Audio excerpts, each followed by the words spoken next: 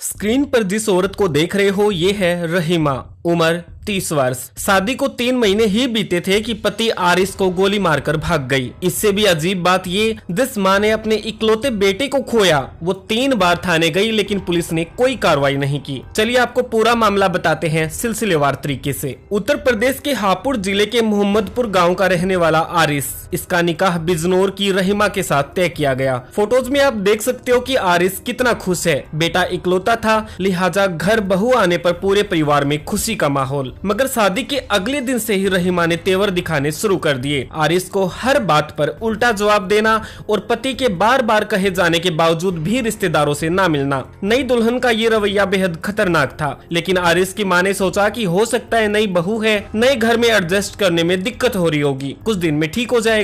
लेकिन समय के साथ झगड़ा बढ़ने लगा। 20-25 दिन बाद रहीमा ने साफ कर दिया कि उसे इस घर में नहीं रहना और उसकी शादी जबरदस्ती की गई है। आरिस के माता पिता ने रहीमा के परिवार से बात की तो वो अपनी बेटी को घर ले गए, बजाय इसके कि उसे समझाया जाए। मायके वालों से लगी हवा के बाद रहीमा ने पंख फैलाने शुरू कर दिए। 3 महीने बीत जाने के बाद आरिस ससुराल गया और पत्नी को वापस ले आया। आरिस की कोशिश थी कि शायद उसने काफी समय घर बिता लिया है, अब ठीक हो गई होगी, लेकिन रहीमा ने फिर से गाली गलौज शुरू कर दिया। हालांकि आरिस के माता पिता बेटे का घर बसाने के लिए लगातार चुप रहे। फिर आई 7 अगस्त की वो काली रात। आरिस बाहर घूमकर घर आया और खाना करके अपने कमरे में गया। ठीक रात के 11:40 मिनट पर गोली चलने की आवाज सुनाई पड़ती है। आवाज इतनी तेज थी कि आस पड़ोस के लोगों को साफ सुनाई पड़ी। सब लोग भागकर जब आरिस के कमरे की तरफ पहुंचे तो सबने जो देखा उसके बाद पैरों तले जमीन निकल गई। बेड पर पड़ी थी आरिस की लाश। वही रहीमा पास में ही बैठी हुई थी।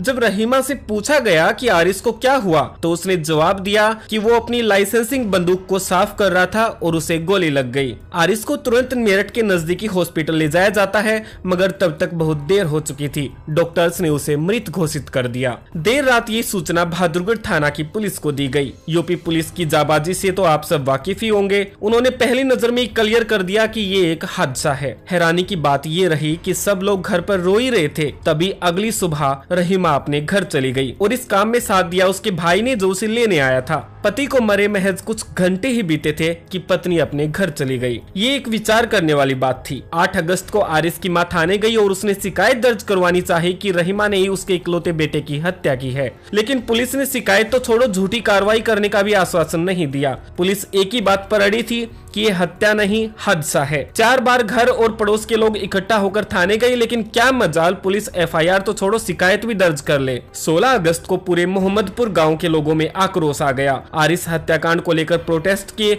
और कब्रिस्तान तक कैंडल मार्च निकाला गया। 18 अगस्त को पुलिस प्रशासन ने बढ़ते दबाव को देखा और हत्या का मुकदमा दर्ज किया। फिर रहीमा को अगले दिन गिरफ्तार किया और 10 मिनट तक पूछताछ करने के बाद उसे रिहा कर दिया, यानी कि क्लीन चिट दे दी। और इस तरह से बन गया ये केस एक रहस्य। फिलहाल रहीमा अपने मायके से भी गायब है। कहां गई इसकी जानकारी किसी के पास नहीं है। परिवार ने खो दिया अपना इकलौता बेटा। परिवार लगातार इंसाफ मांग रहा है, मगर सच क्या है ये अब एक पहेली बन गई है। आपकी इस केस पर क्या राय है, हमें कमेंट करके अपनी प्रतिक्रिया जरूर दें।